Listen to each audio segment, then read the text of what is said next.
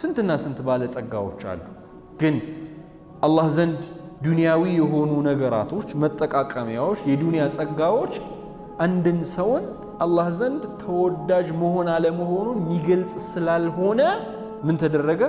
የሚገልጽ ስላልሆነ ተሞካሽቶ ወይም ደግሞ ልዩ የሆነ ስፍራ ተሰጥቶት አላህ ዘንድ የቂያማ ቀን ነጃ የሚያወጣ ተደርጎ አልተገለጸልንም። ግልጽ ነው አይደል?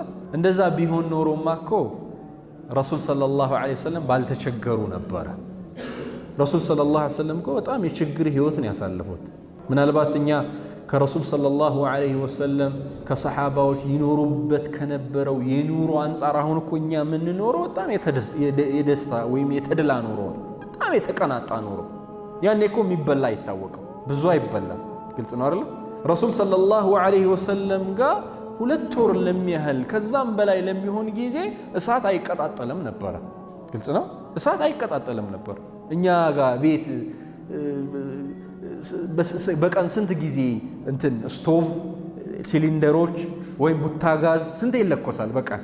ረሱል ሰለላሁ ዐለይሂ ወሰለም ቤት 2 ወር የሚያክል ጊዜ እሳት ሳይነድ እንዲህ ውሃ ከተገኘች ቴምር እየተበላ 2 ወር በሙሉ የበሰለ ምግብ ሳያገኙ ያሳልፉ ነበር ረሱል ሰለላሁ ዐለይሂ ወሰለም። ግልጽ ነው አይደል?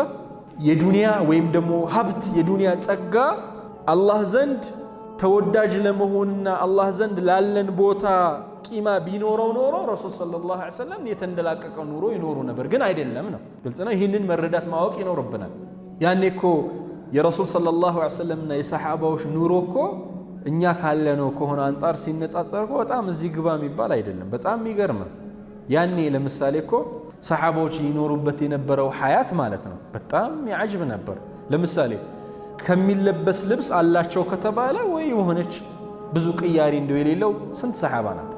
አንድ የሆነች ልብስ አለችው ከዛ ውጭ ቅያሪ የሌለው። ምናልባት ያቺ ልብስ ስትቆሽሽበት ሌላ የሚቀይረው ስለሌለው አንድ ቀን ከስራው ቀርቶ ማለት ነው ቤቱን ቆልፎ ያቺን አጥቦ እስክትደርቅለት ድረስ ቤቱ ማለት ነው ቁጭ የሚል እኮ ሰሓባ የነበረበት ዘመን። ወደኛ ስንመጣስ የሚለበስ ልብስ አቤት ብዛቱ። መስጂድ ስንመጣ የምንለብሰው የሆነ የራሱ ልብስ አለ። አሁን ጊዜኛ ጋር ማለት ነው። ስራ ስንሄድ የስራ ልብስ የሆነ የራሱ አለ።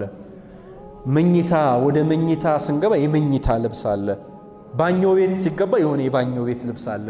ትንሽ ደግሞ ቀምጠል ያሉ ሰዎች ደግሞ የዲነር ወይም ደግሞ የምግብ ልክ የምግብ ጠረጴዛ ላይ ሲቀመጡ የሚለብሱት ልብስ አለ።